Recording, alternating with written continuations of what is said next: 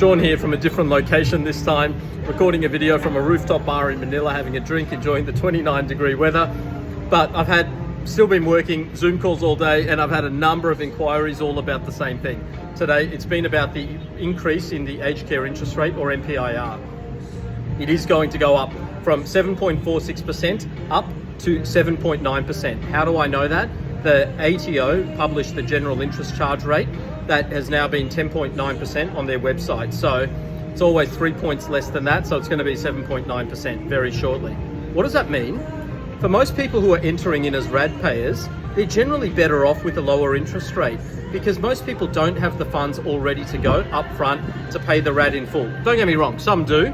Majority of people are waiting on the sale of the home, sale of shares, whatever it may be, and they may even be staggered for tax reasons. There's a whole bunch of reasons. Generally speaking, if you can get people like that in at a lower interest rate, they're mostly better off.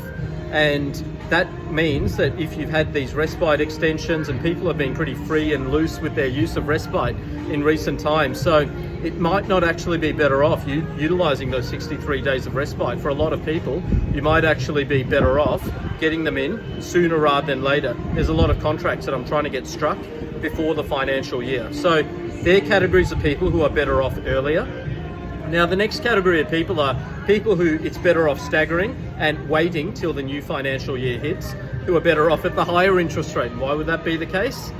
Partially supported residents, and even some fully supported residents, because this is going to be a topic for another video, but basically to make their daily accommodation contribution go away, they're going to have to make a refundable accommodation contribution.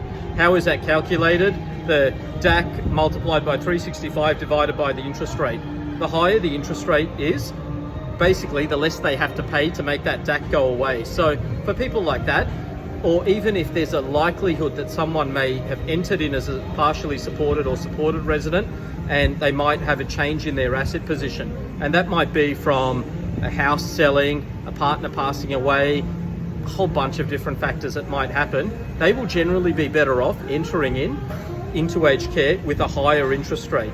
So just a really important consideration for someone like that, it's worth extending their respite days potentially.